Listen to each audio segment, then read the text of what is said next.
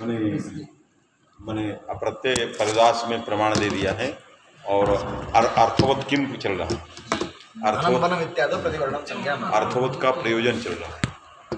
तो अर्थवत नहीं रखेंगे तो धनम वनम में प्रत्येक वर्ण की प्राथमिक संज्ञा सु आएगी और सु की श्रवणापत्ति जो दोष था उसको हटा दिया, क्योंकि अवयव की प्राथमिक संज्ञा समुदाय की प्राथमिक संज्ञा से प्रथमोपस्थितत्वात् अंतरंग, तो अंतरंगत्वाद अवयव की प्राथमिक संज्ञा पहले फिर समुदाय की होगी, अतः समुदायगत प्रातिपदिक का अवयव जो है हो जाएगा सु।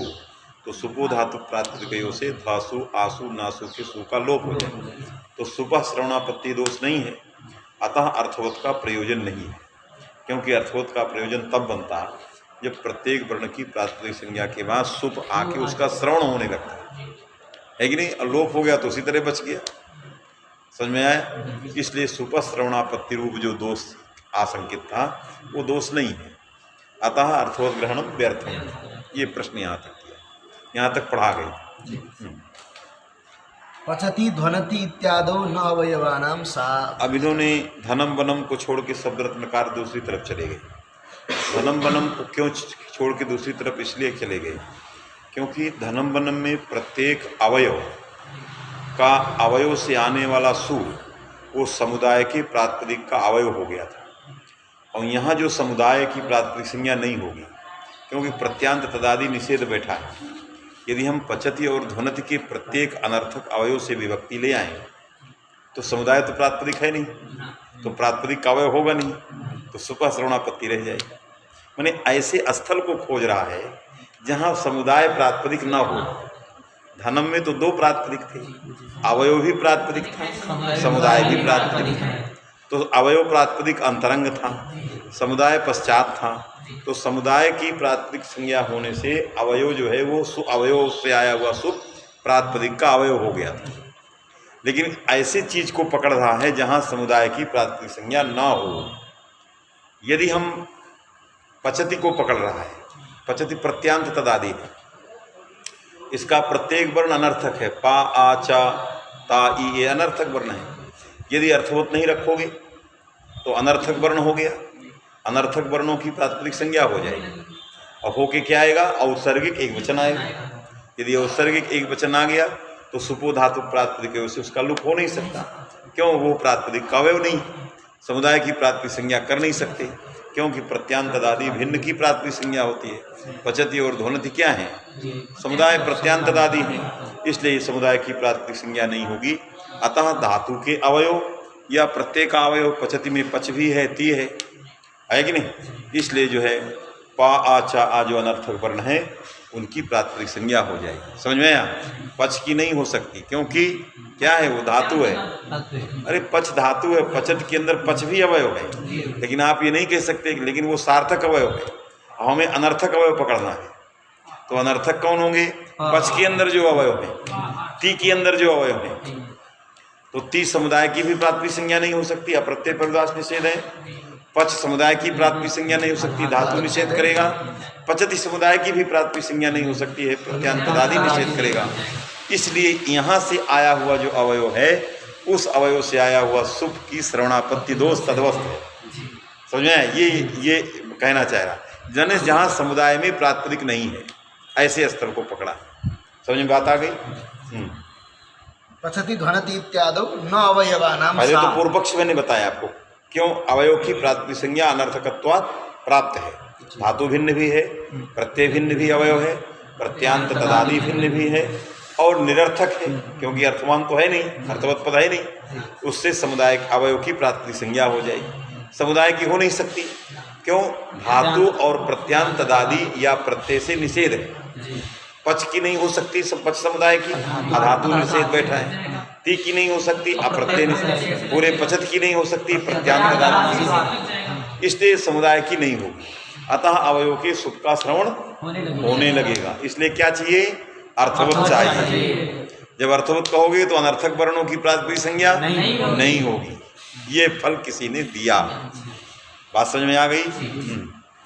धातु प्रत्ययांत पदयोः तदवयव पहले न क्या धातु क्या पचति ध्वनति इत्यादो न पचति अवयवानाम ध्वनति सा। इत्यादि जो प्रत्यांत पद हैं इनके अवयवों की न माने प्रातिपदिक संज्ञा नहीं होगी। सा माने प्रातिपदिक संज्ञा, न अवयवानाम प्रातिपदिक संज्ञा। क्यों? धातु प्रत्ययांत पद का अवयव का भी निषेध करता है, जैसे अधातु धातु का भी निषेध करता है, धातुअवयव का भी निषेध करता है, और अप्रत्यय प्रत्यय का भी निषेध करता है, प्रत्यावयव का भी निषेध है कि नहीं। प्रत्यांत ये तदादि प्रत्यांत तदादि समुदाय का भी निषेध करेगा, उसके अवयव का भी निषेध करेगा। अर्थात धातु प्रातिपदिक नहीं होता और धात्वयव भी प्रातिपदिक नहीं होते, तो समुदाय की तो निषेध हो जाती थी पहले, अवयव की निषेध नहीं होती थी, तो अनर्थक अवयवों से प्रातिपदिक संज्ञाओं की विभक्ति आ जाती थी, जिससे अर्थवत का फल बनता था। लेकिन यदि अधातु जो अधातु घटक धातु है उसके दो अर्थ मान लिए जाए, धातु और तदवयव, तो धातु न भवति तदवयवस्य न भवति, तो अनर्थक जो तद अवयव थे उनकी प्राप्त प्रातिपदिक संज्ञा का अधातु ही निषेध कर देगा, उसके लिए अर्थवत लेने की क्या जरूरत है। समझ में आता नहीं जो कह रहा है। अवयव परक उनको बनाया, अवयव परक करने में क्या प्रमाण है? अब अवयव परक करने में क्या माने, धातु शब्द अधातु शब्द धातु भिन्न परक है। धातु शब्द की जो है धातु और धात्वयव, तो धातु में तो शक्ति है उसकी, धातु पदम पारिभाषिकम, क्रियावाचित्व शक्तम है कि नहीं। क्रियावाचित्व विशिष्ट जो भ्वादिगण पठितान पूर्वी मत रूप अर्थ है उसमें तो उसकी शक्ति है, और धातु तदवयों में लक्षणा है, तदवयों में लक्षणा है, क्योंकि धातु जो आनपूर्वी होगा उस आनपूर्वी के साथ अवयव का जो संबंध होगा वो संबंधी है उसका। क्या अन्य अनुपत्ति तात्पर्य अनुपत्ति? तात्पर्य ही है, माने अधातु पद में वक्ता का तात्पर्य अवयव और समुदाय दोनों में है, और सति तात्पर्य युगपद वृत्ति द्वय रहता है, तो हम लक्षणा भी वृत्ति रखेंगे बात में कि नहीं। वक्तुस तात्पर्य वसात, समझ में बात आई नहीं, लिखा है उसमें अवयव परक माना है तो लक्षणा ही मानेगा, कोई उपाय नहीं, लक्षणा मान लिया। तो लक्षणा से अर्थात अधातु घटक धातु पद में वृत्तिद्वय है, तो शक्त्या उसका अर्थ हो गया धातु, क्रियावाचित्व विशिष्ट जो धातु आनपूर्वी तदगण पठित आनपूर्वी, उसकी भी प्रातिपदिक संज्ञा नहीं होगी, और उसमें जो अवयव हैं जो धातु तत्संबंधी जो अवयव माने वर्ण, और समुदाय का माने पच का पकार आदि के साथ क्या संबंध है, तो संबंध स्वघटकत्व है, वास्तव में कि नहीं। स्वघटकत्व न घटक वर्ण है और स्वघटितत्व न जो है समुदाय। अरे वर्ण घटितत्व समुदाय में और समुदाय घटकत्व जो है वर्ण में अवयव में, तो ऐसा भी नहीं कि हम असंबद्ध व्यक्ति की लक्षणा कर रहे हैं, हम उसी समुदाय के घटक में भी उसको लक्षणा बोध कर रहे हैं, वास्तव में कि नहीं। तो स्वघटकत्वेन धातु पदम अवयवी लाक्षणिकम, और क्रियावाचित्व विशिष्ट भ्वादिगण पठितान पूर्वी शब्द स्वरूप में सूत्रेण संकेतितम, और सति तात्पर्य युगपद वृत्ति द्वयस्य सत्वम, तस्मा युगपद एक कालावच्छेदेन जो है कराएगा नक्षति। समझ में आया कि नहीं, ये अर्थ मान लिया। ये सब लिखना पड़ेगा, ये सारी चीजें, क्योंकि सुस्पष्ट लिखा नहीं कहीं, सुस्पष्ट लिखा नहीं, और लिखा भी तो भाग गए हैं सब। टीका टीका जो लिखे इन्होंने लक्षणा की काम थोड़ा भैरव ने मिश्र ने चलाया होगा, लेकिन वो नाचा से चलाया है, वो नाचा से चलाया है, वो कोई सिद्धांत नहीं लिखा है, तो भाग गया, वो दूसरी तरफ चले गए विचार। पहले आप मूल को किस अभिप्राय से लिखा ये तो रखिए, फिर लक्षणा गतार्थ हो सकती नहीं, वो बाद की चीज़ है। तो नाचा लक्षणाया, तो नाचा से प्रश्न कर रहा है, लक्षणा ऐसा कर लें तो नियम से वारण हो जाए, वो सब अलग वस्तु है, लेकिन आपने मूल समझ में आ गया। धातु पदम शक्त्या धातुत्वावच्छिन्न से बोधकम, लक्षणया तदवयवस्य बोधकम स्वघटकत्वेन। लक्ष्य संबंध माने शक्य संबंध क्या है, स्वघटकत्व ही। अरे शक्य आनपूर्वी होगी और तत्संबंध अवयव के साथ स्वघटकत्व है, तो स्वघटकत्व संबंध से स्वघटक में उसकी लक्षणा है, तो अवयव का भी ये नहीं लिखे हैं सब, समझ में कि नहीं। तो अवयव का भी निषेध करेगा, असमुदाय स्पष्ट अवयव में लक्षणा मान लिया जाए हाँ। तो मूल का मैंने धातु प्रत्यय का निषेध नहीं होगा करके हाँ। प्रश्न उठाया, मतलब लक्षणा माने हैं। नहीं मानेंगे तो पहले उन्होंने कहा कि अवयव का निषेध बनेगा नहीं, अवयव का निषेध करेगा नहीं।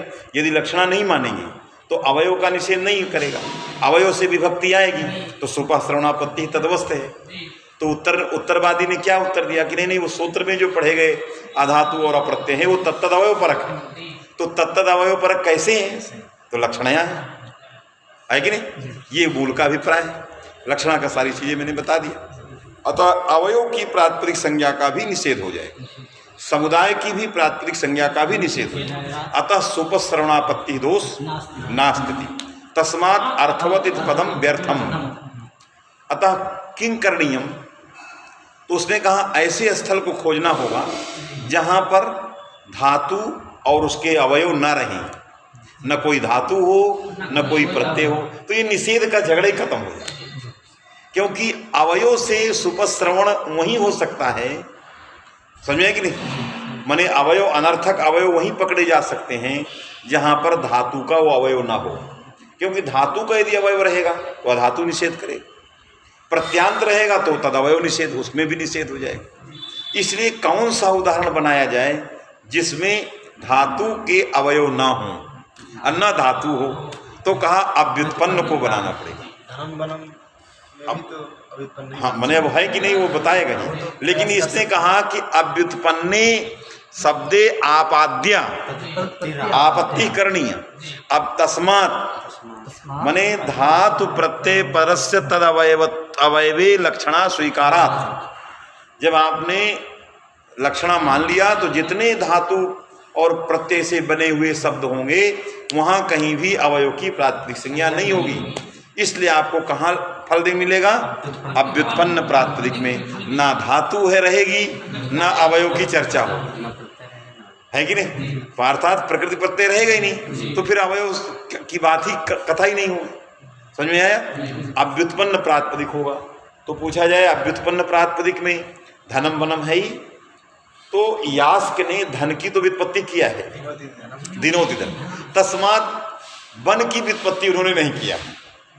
वन में गायब हो गए, वो धन तक तो चलते रहे, वन की व्युत्पत्ति नहीं किया। इसलिए वन को पकड़ा इसने कि यदि कोई यास्क कृत व्युत्पत्ति ले ले, यद्यपि वो भी व्युत्पत्ति जो है पाणिनि व्युत्पत्ति नहीं है वो, उसमें भी कोई लेकिन धिनोति ऐसा विग्रह किया कि भाई धी भी धातु है कि नहीं? और उससे धिनोति, धिनोति मने प्रीणने, प्रीणन मने प्रीति ही, है कि नहीं? प्रीडनम प्रीति ही, तो प्रीति अनुकूल व्यापार जिसके द्वारा हो वो तद्धनम, है कि नहीं? उसी द्रव्य को धन कहते हैं। तो यदि धी प्रीडने धातु से ये व्युत्पत्ति यास्क की मान ली जाए तो ये भी व्युत्पन्न है। धा आ ना सब धातु के हैं, इसलिए अवयव की प्रातिपदिक संज्ञा नहीं होगी, निषेध हो जाएगा। तो बनाद्युदाहरणम बोध्यम, उस समय वन को ही उदाहरण मानना पड़ेगा। वन में जो बा आ ना आ है ये धातु के अवयव नहीं है, क्यों? अव्युत्पन्न है, अतः इसकी प्रातिपदिक संज्ञा होने लगेगी और इसलिए सुप जो है आने लगेगा, है कि नहीं?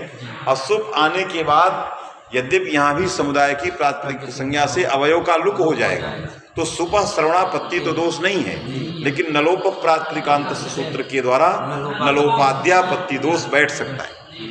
वन में जो ना है प्रातिपदिक संज्ञकम पदम नकार और स्वयं अंत, समझे कि नहीं?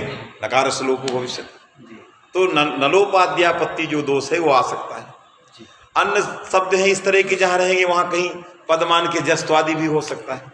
इसलिए इसने कहा कि वहाँ सुपश्रवणापत्ति में तात्पर्य तो नहीं जा सकता, लेकिन और दूसरा अंतर इसमें आ सकता है। इसलिए प्रत्येक अवयव वन में बा आ ना आ में प्रातिपदिक संज्ञा ना हो, सुप ना आए, पद ना बने, इसके लिए हमें देना चाहिए अर्थवत देना चाहिए। तो जब अर्थवत दे दोगे तो वन में न बा आ ना आ ये सब निरर्थक हैं, निरर्थक वर्णों की प्रातिपदिक संज्ञा नहीं होगी। समुदाय अर्थवान है, उसकी प्रातिपदिक संज्ञा बनम बने बनानी चलेगा, नक्षति, ये अर्थवत का प्रयोजन बनेगा। आया कि नहीं? हाँ।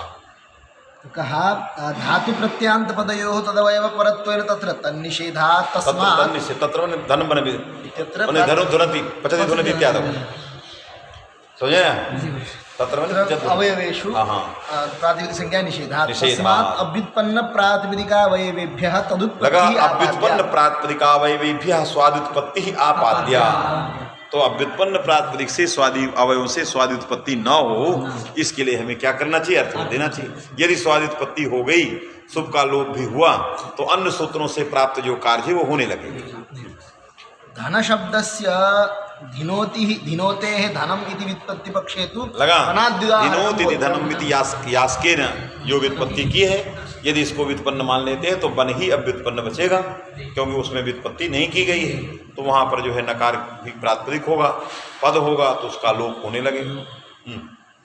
ध्वनितम चेदम भाष्य कैयटयोः। इसलिए यह बात वनम में ब आ न आ इन अव्युत्पन्न प्रातिपदिक जो हैं उनसे जो है अवयव से विभक्ति आने लगेगी, इसलिए अर्थवत पद देना चाहिए। यह भाष्य कैयट में ध्वनित है, मैंने भाष्य में ध्वनित है, और उसके टीकाकार कैयट ने भी इस बात को लिखा है। तस्मात् नलोपाद्यापत्तिर्दोषः। इसलिए सुपश्रवणापत्ति दोष नहीं है, क्योंकि समुदाय से प्रातिपदिकत्वे समुदायावयवत्वेन अवयव से लुक भविष्यति, वहाँ अवयव से विभक्ति का लुक हो जाएगा। इसलिए क्या दोष है? नलोपाद्या। आद्या क्या लिखा? आदि से नलोपाद्यापत्तिर्दोषः। आदिपदेन बनशब्दे वकारस्य वकार का लोप हो, वकार का किससे? लोपोवेद लोपोवेर पदांत वकार मिल गया, उससे लोप हो जाए, है कि नहीं? तो आदिना जो है वकार लोपहा, नकार लोपहा, तो बचेगा ही नहीं, सब कुछ नष्ट हो जाएगा, इसका वन का स्वरूप ही नष्ट हो गया। इसलिए अर्थवत दे देंगे। जब अर्थवत दे देंगे तो अवयव में आएगी नहीं, पद बनेगा नहीं, तो न वकार का लोप होगा न नकार का लोप। तस्मात् नलोपाद्यापत्तिर्दोषः इदम् अव्ययेभ्यः इव तेभ्यो। अब ये जो अर्थवत का प्रयोजन है, यह प्रयोजन उचित है कि नहीं, यह अलग वस्तु हुई। अभी तो प्राचीन को अर्थवत किम धनम वनम प्रतिवर्णम माभूत, इस पंक्ति की ऊपर नागेश भट्ट की अपनी टीका चल रही थी, तो उनके अनुरूप बात लिख रहे थे कि भाई ऐसा है, ऐसा है, ऐसा है। लेकिन उसने कहा ये जितना विचार है ये तभी बन सकता है जब अव्ययों की तरह, अव्ययों में जैसे औत्सर्गिक एक वचन होता है, उस प्रकार का औत्सर्गिक एक वचन संख्या कर्मत्वादि की प्रतीति न रहने पर भी विभक्ति आ जाए, उस पक्ष में नलोपाद्यापत्ति दोष है, और उसके लिए भी अर्थवत पद चाहिए। ये औत्सर्गिक एक वचन के होने की पक्ष में है। यदि औत्सर्गिक एक वचन की उत्पत्ति जिस अव्ययों के दृष्टांत से दे रहे हो, उस दृष्टांत और इस दाष्टान्तिक में वैषम्य हो गया कुछ, पास में कि नहीं? क्यों? 10 ला लिए, नहीं, अव्ययों की उत्पत्ति में गमक बैठा है। अव्ययों से संख्या कर्मत्वादि प्रतीतेर अभावात औत्सर्गिक एक वचन की उत्पत्ति में अव्यादाप सुपह सूत्र प्रमाण बैठा है। तो अव्ययों से तो औत्सर्गिक एक वचन आ जाएगा, लेकिन इन अवयवों से औत्सर्गिक एक वचन में क्या प्रमाण?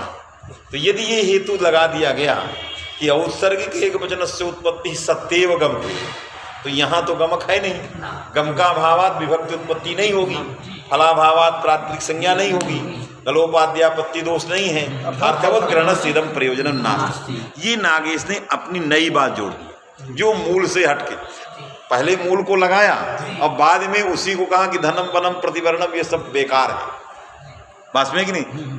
ये मूल से खंडन पक्ष में लिख दिया है। समझ में बात आई कि नहीं? क्या देखो,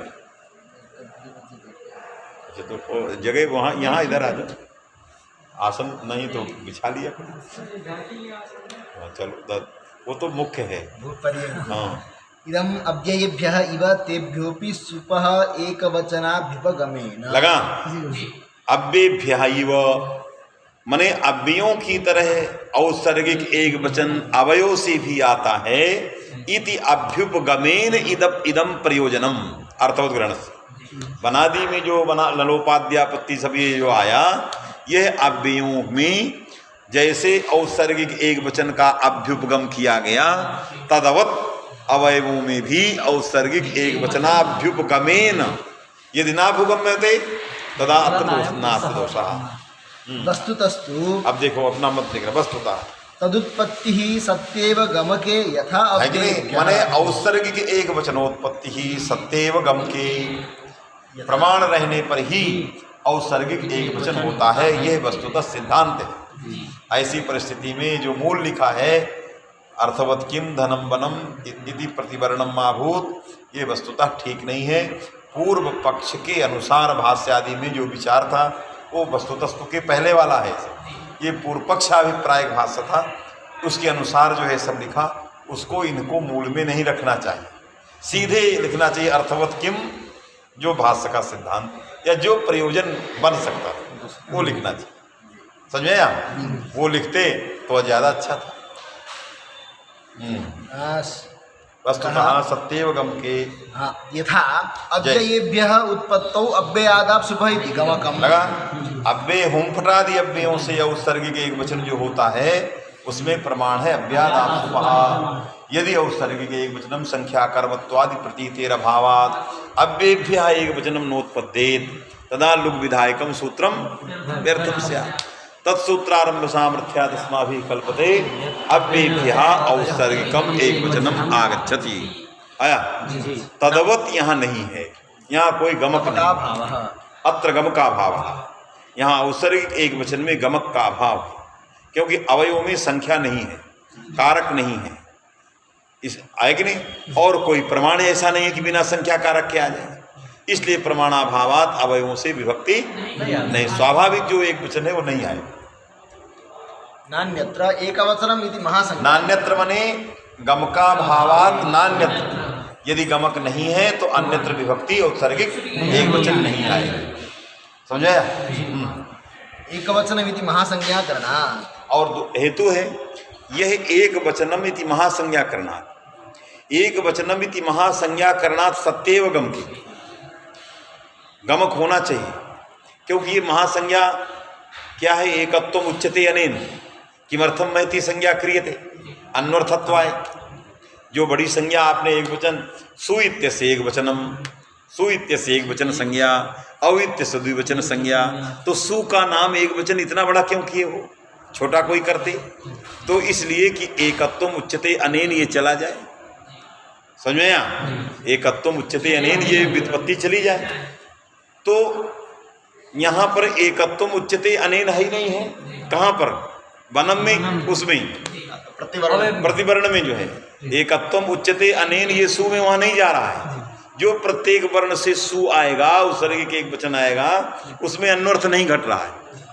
अव्ययों से नहीं घट रहा तो उसमें प्रमाण था अव्यादास कि भाई वहाँ ना भी घटे तो चलेगा, लेकिन यदि प्रमाण नहीं है तो अन्वर्थ को जाना चाहिए।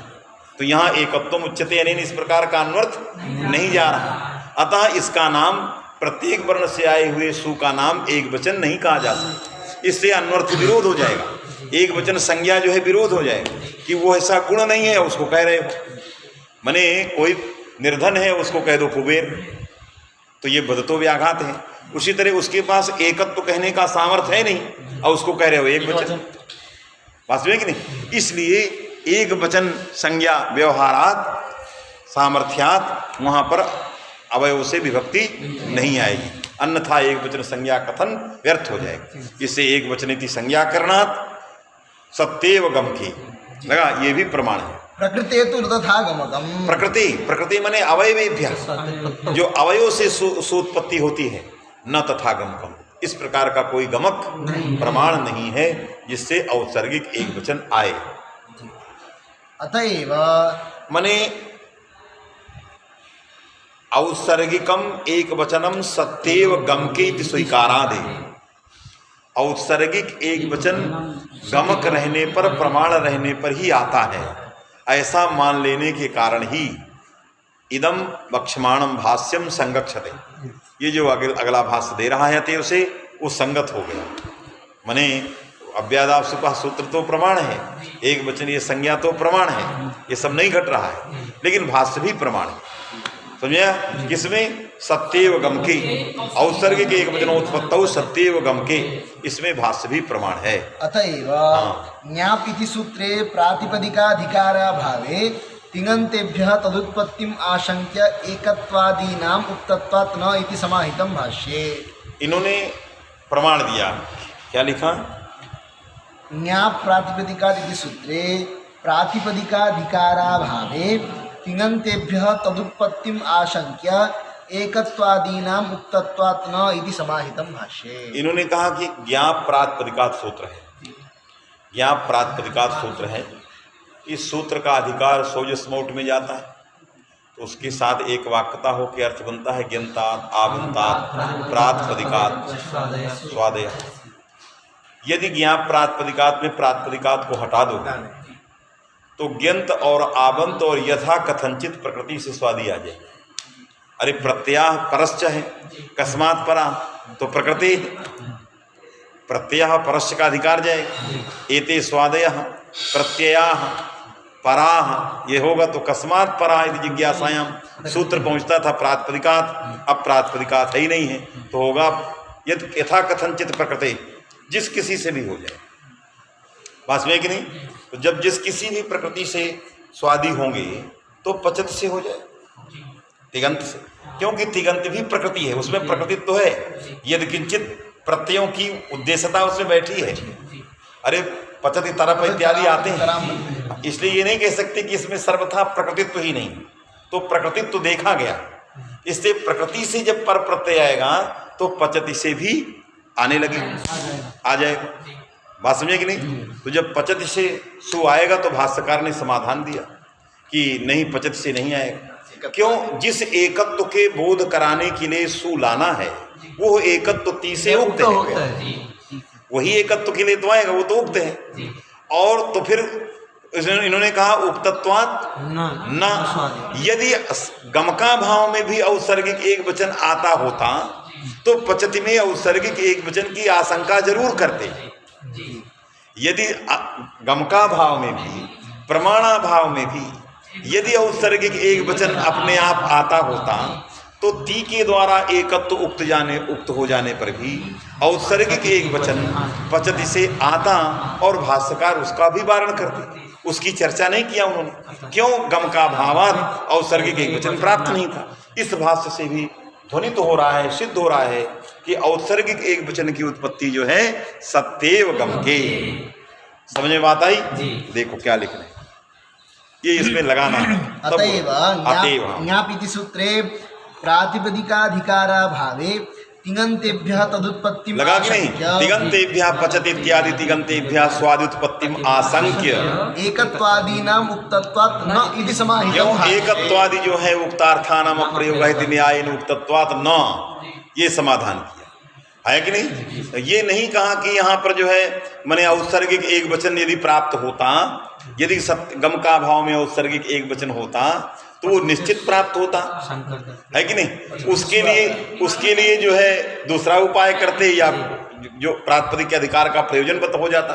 औसर्गिक एक वचनोत्पत्ति न स्यात् तदर्थम प्रातिपदिकम करणीयम, ये नहीं कहा। अभी तो कहा पचति से दोष ही नहीं तो औसर्गिक एक वचन होता धनम वनम की तरह, और उसके लिए जैसे अर्थवत कहना पड़ना है वैसे ही यहाँ प्रातिपदिकात का प्रातिपदिकात कहना पड़ेगा। समझ में आता ही? लेकिन भाष्यकार ने ये नहीं कहा, प्रातिपदिक का प्रयोजन नहीं बताया। क्यों? गमका भावात् यदि असति गम के औसर्गिकम एक वचनम उत्पद्येत तदा तिगंतेभ्यः उत्पत्ति न स्यात् तदर्थम प्रातिपदिक ग्रहणम आवश्यकम इति भाष्यकार ब्रूयात्। ऐसा नहीं कहे, तस्मात् ध्वनितम भवति भाष्यकार द्वारा कि औसर्गिक से एक वचन से उत्पत्ति ही सत्येव गमके, इसलिए वनम इत्यादौ प्रकृत स्थले न दोषः तस्मात् अर्थवत् पदम व्यर्थम्। तद्रीत्या औत्सर्गिकम एक वचनम दुर्वारमेव। तद्रीत्या बिना गमक के औत्सर्गिक एक वचन करने वाले तुम्हारे रीति के अनुसार, वनम में जो रीति अपना रहे हो उस रीति के अनुसार औत्सर्गिकम एक वचनम दुर्वारम तद्वारयितुम किं करणीयम प्रातिपदिकम तत्र कर्तव्यम सूत्रे ज्ञा प्रातिपदिकात् में। समझ में आया? तो प्रातिपदिक का यही फल बन जाता, किंतु भाष्यकार ने इस फल का खंडन किया है। समझ में आया? तो खंडन पर भाष्य जो है असंगत हो जाएगा। अतः सत्येव गमके औत्सर्गिक एक वचन से उत्पत्ति ही। अतएव अग्रे भाष्ये अर्थवत् पदस्य दश दाड़िमानि, इसलिए वनम इत्यादौ अर्थवत् पदस्य प्रयोजन नास्ति औत्सर्गिक एक वचनोत्पत्ते अभावात्। न नलोपाद्यापत्ति दोषा अतः अर्थवत ग्रहणम व्यर्थम अतएव वनम इत्यादौ प्रयोजनाभावादेव अग्रे भाष्ये अर्थवत पदस्य अन्यत् प्रयोजनम दत्तम भाष्यकारेण यदि इदमेव प्रयोजनम स्यात् तदा कथम अग्रिमे भाष्ये अन्यत् प्रयोजनम 10 दाढ़ीमान सड़पूपा इत्याकारक निरर्थक समुदाय से व्यावृत्ति ही कथम जो है भाष्यकार कैसे देते। तो भाष्यकार ने प्रयोजनांतर दिया है, इसका मतलब ये प्रयोजन ठीक नहीं है। अतएव अग्रे भाष्ये अर्थवत् पदस्य 10 दाढ़ीमानी इत्यादि पद समुदायो निरर्थकः व्यावर्त्यत्वेन जो ये है व्यावर्त्यत्वेन प्रदर्शिता भाष्यकार व्यावृत्त के रूप में इस समुदाय निरर्थक समुदाय 10 दाढ़ीमान सड़पूपा क्या है? निरर्थक समुदाय। क्यों निरर्थक समुदाय बोलो तो? 10 दाढ़ीमान सब तो सार्थक हैं, 10 भी दाढ़ीमान माने 10 अनार 6 पुआ सब तो सार्थक है। ऐसे निरर्थक हुआ 10 दाढ़ीमान सड़पूपा कुंडम अजाजिनम क्या है पूरा वाक्य? क्या है? गाम अभ्याज ये सब जोड़ के लंबा चौड़ा।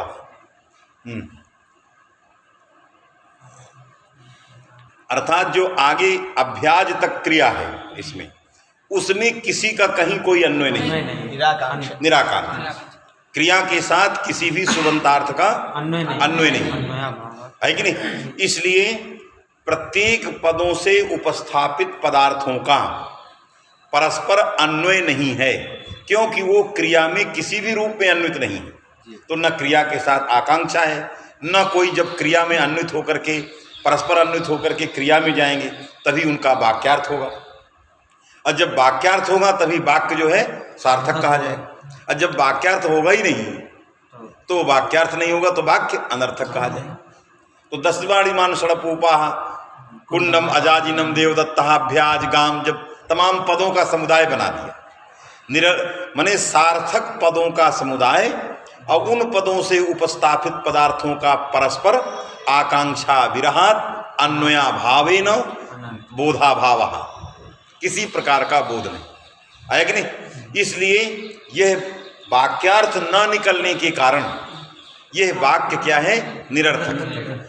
पद निरर्थक नहीं है, वाक्य निरर्थक। वाक्यार्थ से अभावात यदि पदार्थ नहीं होता तो पद निरर्थक। तो पदार्थ तो सब हैं, 10 पदार्थ है, दाढ़ीमान सब पदार्थ हैं, लेकिन वो पदार्थ किसी जगह कहीं अन्वित होकर के वाक्यार्थ नहीं बनाते। इसलिए वाक्यार्थ न होने के कारण इदम वाक्यम सर्वथा निरर्थकम। तो निरर्थकस्य वाक्यस्य प्रातिपदिक संज्ञा न स्यात्। यदि निरर्थक वाक्य इदम वाक्यम धातु भिन्नम प्रत्यय भिन्नम प्रत्यांत तदादि भिन्नम और अर्थवत है नहीं, तो तादृशस्य समुदाय से प्रातिपदिक संज्ञा स्यात्। यदि इस वाक्य की प्रातिपदिक संज्ञा हो गई तो सुपो धातु प्रातिपदिकयो हो, ये जो भी निरर्थक वाक्य भी हो जाए। समझ में आया? तो 10 में दाढ़ीमान में जो विभक्तियां सब जाएंगी, तो निरर्थक वाक्य जो है वो प्रातिपदिक न हो, इसके लिए हमें क्या देना चाहिए? अर्थवत। जब अर्थवत दे देंगे तो इसका ये निरर्थक वाक्य व्यावर्त बन जाएगा। आया क्या लिख रहे हैं? अतएव अग्रे भाष्ये अर्थवत् पदस्य 10 दाढ़ीमानी इत्यादि पद समुदाय निरर्थका व्यावर्त्य निरर्थक पद समुदाय, निरर्थक जो पद समुदाय है कि नहीं? क्योंकि पद समुदाय वाक्यम, साकांक्ष जो पद समुदाय है वही वाक्य है। तो ये निराकांक्ष जो पद समुदाय हैं वो ये क्या है? निरर्थक है। इसलिए निरर्थक अर्थहीन वाक्य की प्रातिपदिक संज्ञा न हो जाए, इसके लिए हमें क्या कहना चाहिए? अर्थवत देना चाहिए। इसलिए भाष्यकार ने कहा अर्थवत समुदाय विषय का नाम अयन नियम। अर्थवत समुदाय नियम, क्योंकि नियम से भी व्यावृत्ति इसकी नहीं होती तभी अर्थवत का फल बनता है। नहीं तो उत्तर सूत्र में समास बैठा है, उत्तर तेन वाक्य से नहीं होगी तो फिर अर्थवत ग्रहणम व्यर्थम। जैसे वन में जो है नलोपाद्यापत्ति दोष नहीं है विभक्त्युत्पत्ति भावात, उसी तरह से 10 दाढ़ीमानी इत्यत्र न दोषः। क्यों? निरर्थकस्य समुदाय से प्रातिपदिक संज्ञायाम प्राप्तायाम सत्याम उत्तर सूत्रे समास ग्रहण कृत नियमेन व्यावृत्ति भविष्यति। क्योंकि वो कहता है यत्र संघाते पूर्वो भागा पदम, तो 10 दाढ़ीमान संघात तो है, उसका पूर्व भाग 10 पद है कि नहीं है? ऐसे समुदाय की प्राकृतिक संज्ञा हो तो समास की हो, ये तो समास नहीं है, इसलिए इसकी प्राकृतिक संज्ञा होगी नहीं। तो आप अर्थवत की क्या जरूरत है जब व्यावृत्त हो गया नियम के द्वारा, इससे अर्थवत व्यर्थ हो जाएगा। अब भाष्यकार ने व्यावृत्ति दिया है, अब ये भाष्य कैसे लगे, तो स्वयं भाष्यकार ने कहा समास ग्रहण कृत नियम जो है अर्थवत समुदाय पर लगता है। यत्र संघाते बने अर्थवत शेषा, यत्र संघाते में दीक्षित जी ने छोड़ के लिखा है, वहां लिखना चाहिए क्या, अर्थवत संघाते। अर्थवत संघात रहने पर यदि प्राकृतिक संज्ञा होगी तो समास की होगी। ये संघात अर्थवत नहीं है, नियम की कुक्षी में प्रविष्ट नहीं है, इससे नियम से व्यावृत्ति नहीं होगी। अतः अर्थवत पद का व्यावर्त भाष्य का संगत होगा। आया कि नहीं? तो अर्थवत समुदाय होना चाहिए, ये अर्थवत समुदाय नहीं है। तो कहा अर्थवत समुदाय तित्र का समासा, अर्थवताम समुदाय। तो अर्थवताम समुदाय कहोगे तब ये हट जाएगा, अर्थवताम समुदाय कहोगे तो ये व्यावृत्त हो जाएगा। क्यों? 10वीं सार्थक, दाढ़ीमान भी सार्थक, तो अर्थवानों का समुदाय तो है ही, लेकिन समुदाय अर्थवान नहीं। तो अर्थवताम समुदाय अर्थ समुदाय, अर्थवांस चासौ समुदाय अर्थवत समुदाय, तंत्रेण समासत द्वयम विवक्षित। समझ में आता है कि नहीं? इसलिए अर्थवताम समुदाय अर्थवांश्च यः समुदाय तस्य समुदाय से प्राप्ति संज्ञा चेत तर्हि समासस्यैव। तो यहाँ अर्थवताम समुदाय तो है, लेकिन अर्थवांश चासु समुदाय नहीं है, इसलिए नियम की कुक्षी में प्रविष्ट नहीं है, अतः नियम से व्यावृत्ति नहीं होगी। समझ में आता ही? अब कोई पूछे कि अर्थवांश चासु समुदाय इति कर्मधारे समासस्य किम प्रयोजनम, तो यही कहोगे 10 दाढ़ीमान। यदि एतावान समासः नांगीक्रियते तदा 10 दाढ़ीमान इति समुदायस्य व्यावृत्ति नियमेन भविष्यति। अर्थवत ग्रहणस्य यद व्यावर्त्यम प्रादर्शी भाष्यकारेण तद व्यावृत्ति प्रदर्शन परकम भाष्यम असंगतम से, ये उसमें। और यदि पूछा जाए कि अर्थवताम इसका क्या प्रयोजन है, तो पुत्र काम्या कि काम्यम, पुत्र काम्या, पुत्रम काम्यति या स्त्री सा पुत्र काम्या। पुत्र काम्य से प्रत्यय हुआ है, वहाँ कौन प्रत्यय है? अरे काम्य के बाद है अप्रत्यात, प्रत्यांत से आ हो गया स्त्रीत्व विवक्षा में, तो बन गया है पुत्र काम्या। पुत्र काम्या की प्रातिपदिक संज्ञा व्यावृत्त न हो जाए, है कि नहीं? क्योंकि ये अर्थवांश चासो समुदाय, ये अर्थवान समुदाय अर्थवान है, पुत्र और काम्या मिला के समुदाय तो अर्थवान है। अब इसकी प्रातिपदिक संज्ञा हो तो क्या किसकी हो? समासे की हो, ये तो समास ही नहीं, ये जो है कृदंत है, इसलिए इसकी प्रातिपदिक संज्ञा होगी नहीं, व्यावृत्ति हो जाएगी। क्योंकि समासक ग्रहण न केवल पूर्व सूत्र पर व्यावृत्ति करता है, कृदंत पर भी पकड़ेगा। कृदंतत्वात् प्राप्त जो प्रातिपदिक संज्ञा है उसको भी व्यावृत्त कर देगा, पूर्व किसी से भी प्राप्त रहे। तो पुत्र काम्या में की प्रातिपदिक संज्ञा नहीं होगी। आया? तो इसके लिए हमें क्या करना चाहिए? अर्थवताम समुदाय, अर्थवानों का समुदाय। ये अर्थवानों का समुदाय नहीं है। क्या अर्थवान इसमें नहीं है? पुत्र है और काम्य है, उधर काम्या है। काम्यच क्या? काम्या, ये इसका अर्थ क्या? अरे काम्यच अलग से अर्थवान है, टाप भी अर्थवान, लेकिन काम्या ये केवल अर्थवान है, अजा अर्थवान नहीं। काम्या क्यों अर्थवान? अजा का जो टा है वो अर्थवान क्यों नहीं? अरे द्योतक है, स्त्रीत्व का द्योतक है, तो सब अर्थवान टा से क्या लेना देना? दो समुदाय में दो हैं, एक पुत्र है, दूसरा काम्या है। तो पुत्र ये भी अर्थवान है और काम्या ये भी सार्थक है, तो अर्थवताम तो है ही है। तब कहो कि अर्थवताम में अर्थवत शब्द पारिभाषिक है। क्या है? एतत् संज्ञा फलभूत विभक्तितर संविहारापेक्षा, ये है। तो एतत् संज्ञा काम्या इत्यस्य प्रातिपदिक संज्ञा, तत्फलभूता विभक्ति उत्पत्समान स्वादी तदितर पुत्र, वो प्रत्यय है, उस प्रकृति की आकांक्षा कर रहा है। तदितर कौन हो गया? पुत्र। तत्संविहारापेक्षा ही अर्थजनकत्व है, यदि वो न रहे तो काम्या का स्वतंत्र प्रयोग नहीं होगा। इसलिए ये काम्या में अर्थवत तो नहीं आ रहा, समझ आया? इसलिए ये अर्थवानों का समुदाय नहीं है, पुत्र में भी नहीं जाएगा। उत्पत्समान स्वादी तदितर, मान लिया काम्या को ना भी आकांक्षा करे लेकिन काम्या में नहीं जाएगा, पुत्र में जा सकता है।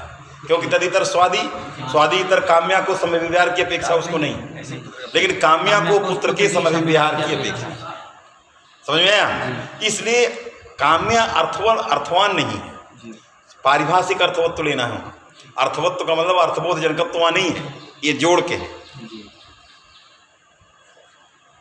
इसलिए नियम जैसे चलता है वो एतत् संज्ञा को लेके चलता है, इसलिए नियम का शास्त्रार्थ करते करते एतत् संज्ञा में चला जाता है और उसमें बहुत सारे फिर दोष आने शुरू हो जाते हैं।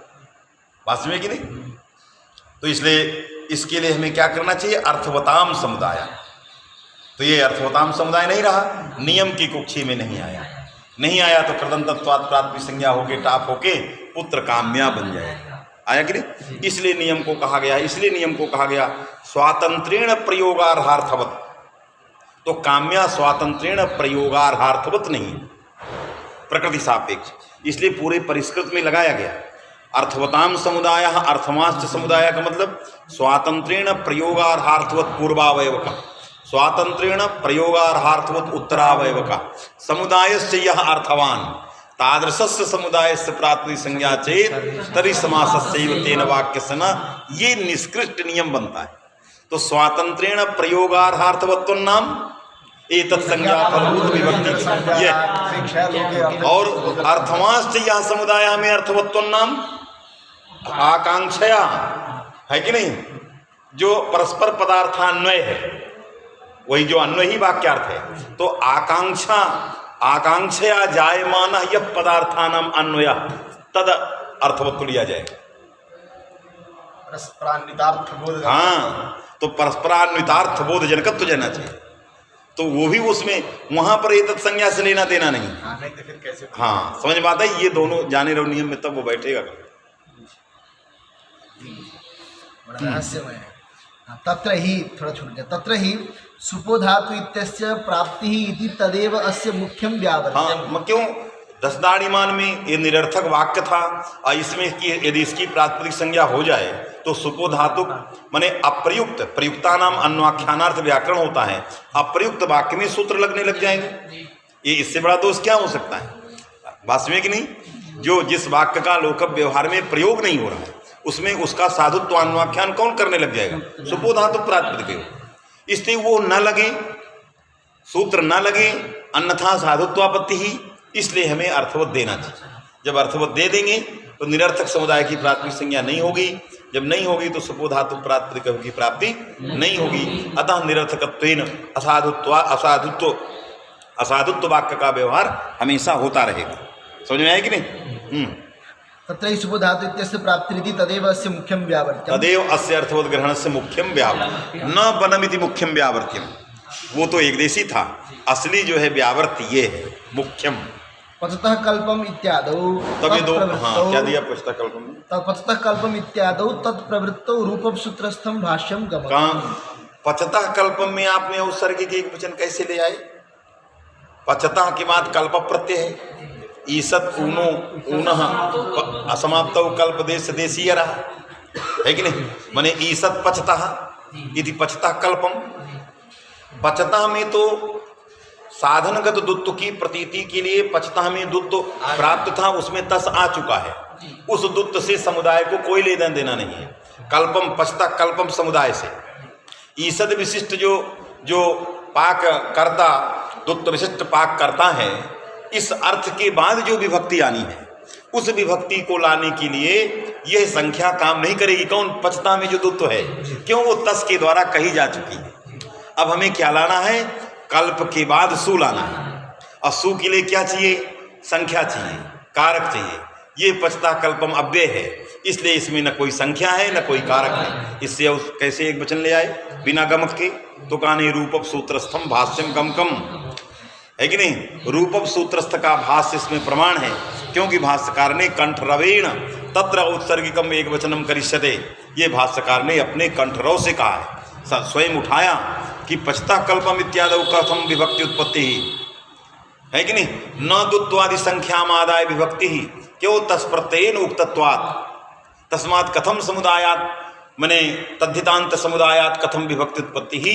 तो भाष्यकार ने कहा तत्र उत्सर्गिकम एक वचनम करिष्यते, तो इदमेव भाष्यम तदुत्पत्तौ गमकम। लगा कि नहीं? इसलिए इस भाष्य के कारण हम पचता कल्पम में विभक्ति लाते हैं। और उस सु को अम होता है वहां कल्पम, अर्थात वो अव्यय नहीं है, वहां कल्पम में अम करना है, लेकिन समुदाय से कोई संख्या की प्रतीति नहीं हो रही। बात सुनिए कि नहीं? उत्सर्गतः करिष्यते ही लगाना। ये भाष्य है, वहाँ रूपक सूत्र का भाष्य लिखा है, भैरवी में लिखा होगा। भाष्य में थी, उसमें लिखा महाप्रकाश नहीं, पचति कल्पम इत्यादि। तत्र ही पचतः कल्पम तत्र माने भाष्य ही, भाष्य पूरा रख दिया है। हाँ, लिंग संख्या योगा भावात लिंग पचतः कल्प इति समुदाय लिंगस्य संख्याया योगा भावः। भावात अमह अभावम इसलिए न लिंग है न संख्या, तो कैसे सु आएगा? कैसे सु को अम होगा? तो सु को अम प्राप्त ही नहीं है। क्रिया प्रधानम आख्यातम क्रिया च एका न क्रिया प्रधानम आख्यातम, ये पचता कल्पम में ये यहाँ आख्यात है। अरे कल्पम में जो ईसद अर्थ है वो तो क्रिया में विशेषण है, तो ये आख्यात प्रधान है। तो जब आख्यात है तो आख्यात में कौन प्रधान होता है? क्रिया होता है।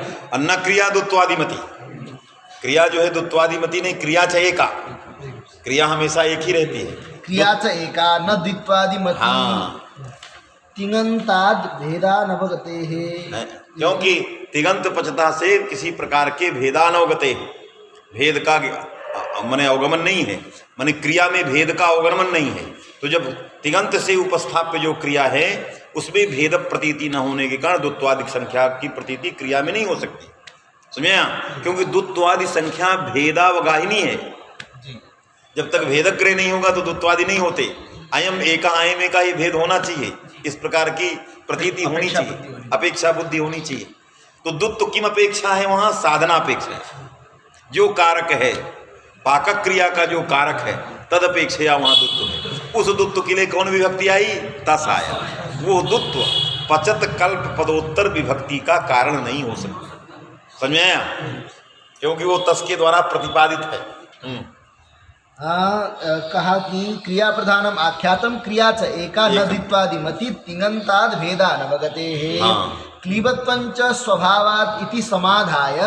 क्लीबत्व माने भेदानवगते, माने भेद की न होने से वहाँ द्वित्वादि तो कल्प के बाद आएगा नहीं, तो एकत्व ही आएगा, एकत्व आएगा, औत्सर्गिक एकत्व आएगा। और जो क्लीबत्व जो है किसी लिंग विशेष की प्रतीति न होने से क्लीबत्वम स्वाभाविकम, तो क्लीबत्व भी आ गया और एकत्व भी औत्सर्गिक आ गया, तो सु को अम होकर क्या बन गया? पचता कल्पम। यही भाष्य हो गया। क्लीबत्वञ्च स्वभावादिति समाधाय पचत इत्यादौ द्विवचनानुपपत्तिम आशंक्य साधनापेक्षत्वेन समाधाय कल्पबाद्यन्तात् सुबुत्पत्त्य भावम आशंक्य एकवचनम उत्सर्गः करिष्यते इति तस्य। यह भाष्य आ गया, एक वचनम उत्सर्ग तक करिष्यते। ये कंठरवेण भाष्य है, स्वकीय भाष्यकार ने अपने कंठरव से कह दिया, यही प्रमाण हो गया। समझ में बात आई? यहाँ से कहाँ से नहीं आया? पचत इत्यादौ द्विवचनानुपपत्तिम आशंक्य, क्योंकि पचत में द्विवचन कैसे आएगा?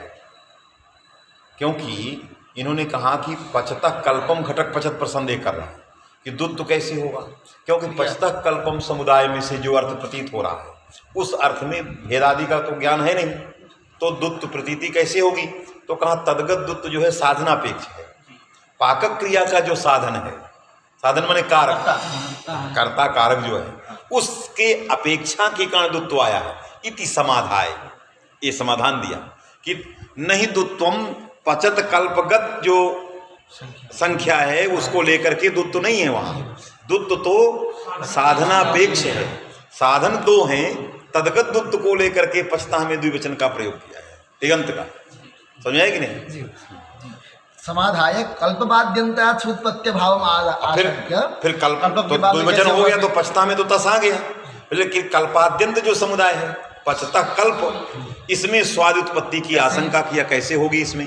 तो कहा एक वचनम उत्सर्गतः, एक वचनम औत्सर्गिक एक वचन आएगा, अस्वाभाविक नपुंसक आएगा, कि जहाँ लिंग विशेष नहीं रहते वहाँ स्वाभाविक नपुंसक लिंग रहता है। तस्य द्विबह्वोः अर्थयोः द्विवचन बहुवचने अपवादो भविष्यति इति तत्र उक्तम्। क्या लिखा तत्र? तस्य द्विबह्वोः अर्थयोः द्विवचन बहुवचने अपवादो भविष्यति इति तत्र उक्तम्। द्विबहोः, द्विबह्वोः माने दुत्व और बहुत्व, द्विबहुः अर्थयोः द्विवचन बहुवचने दुत्व और बहुत्व जो अर्थ है, इसमें द्विवचन और बहुवचन अपवाद होते हैं। हाँ। उत्सर्गता एकवचनम अपवाद ये वो हाँ जी। बात सुनिए कि नहीं। तो दुत्व और बहुत्व अर्थ में जो द्विवचन बहुवचन हैं वो क्या हैं? अपवाद हैं। बात सुनिए कि नहीं। औत्सर्गिक एक वचन में द्वित्व और बहुत्व ये अपवाद हैं, लेकिन औत्सर्गिक एक वचन हमें समुदाय से करना है। कौन समुदाय? पचतः कल्प समुदाय से। और द्विवचन कहाँ है? पचतः में है। बात सुनिए कि नहीं। इसलिए भिन्न भिन्न उद्देश्य के हैं, इसलिए यहाँ बाध्य बाधक भाव का प्रश्न नहीं है। एतावता द्विवचन को लेकर तस्वीर आ जाएगा और समुदाय को लेकर के एक वचन भी आ जाएगा। नक्षति ये लिख रहे हैं। चलिए ऊपर लिखा समास ग्रहण कृत नियमस्तु अर्थवत् समुदाय विषयकः इति भाष्ये स्पष्टम इति न तेन अस्य व्यावृत्तिर्विदिक्। हाँ, इसलिए अर्थवत् ग्रहणेन न तेन समास ग्रहण कृत नियमेन, इससे समास ग्रहण कृत नियम से व्यावृत्ति नहीं होगी। क्यों? अर्थवत् समुदाय विषय का नाम अयम नियम। पढ़ा तो दिए इसको, लगा कि बस हो गया आलम। थोड़ा 10 मिनट के लिए करें अभी। अच्छा ठीक है। हाँ ठीक हो गया।